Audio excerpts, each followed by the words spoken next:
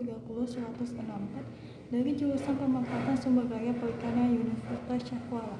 Di sini saya akan menjelaskan tentang memetakan habitat laut di Teluk Guinea, kontribusi untuk pembentukan kawasan konservasi laut di Pulau Principe di masa depan. Jurnalnya terbit pada tahun 2023 dari Jurnal Studi Regional dalam Ilmu Kelautan. Pulau Principe adalah pulau tropis kecil, kira-kira 148 km kuadrat, yang terletak di dekat Khatulistiwa, di dalam ekoregion Laut Teluk Guinea, Samudra Atlantik Timur. Pertumbuhan besar sektor pariwisata dalam satu dekade terakhir menimbulkan kekhawatiran terhadap masalah lingkungan, termasuk pembangunan infrastruktur baru di kawasan pesisir. Perkembangan wisata ini membenarkan perlunya mengembangkan strategi konservasi dan perlindungan yang bijak. 1. Profil wilayah. Terdapat 4 wilayah studi percontohan yang dipilih untuk pemetaan berdasarkan 1. Letak geografisnya di dalam cagar biosfer UNESCO Pulau Principe. 2. Potensinya untuk menjadi tuan rumah KKP di masa depan karena relevansi sosial, kultural, dan ekologisnya.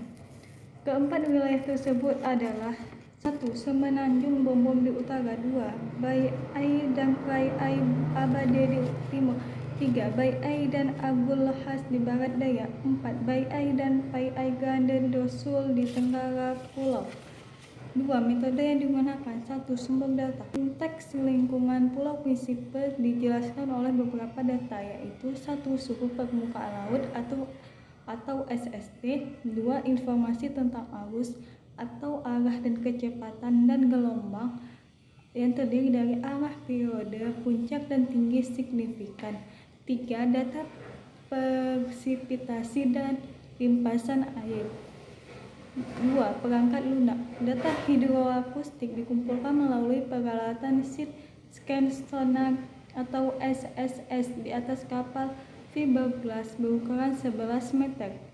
Data hamburan balik diperoleh dan diproses oleh perangkat lunak SonarWiz 6 volume 6050008.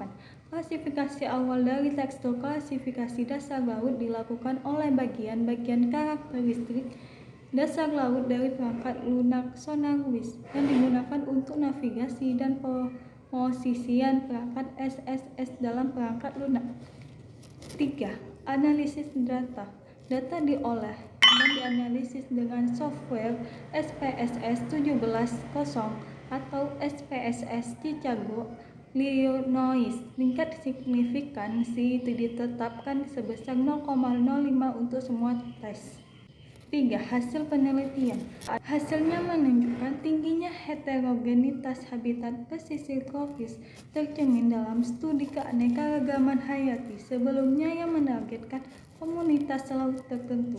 Hasil yang diperoleh dengan SSS lebih akurat daripada yang diperoleh dengan teknologi pencitraan satelit Landsat 8 di mana ekstensi diprioritaskan melebihi akurasi. Pemilihan metodologi tertentu dipengaruhi oleh luas area, resolusi, dan tingkat detail yang dibutuhkan. Meskipun data satelit banyak digunakan dalam penginderaan jauh di wilayah yang luas karena jangkauan resolusinya yang luas, data tersebut tidak memberikan resolusi spasial skala kecil atau sentimeter. Sementara secara langsung dipengaruhi oleh atribut fisik, misalnya kedalaman dan kejernihan air, dan kondisi atmosfer.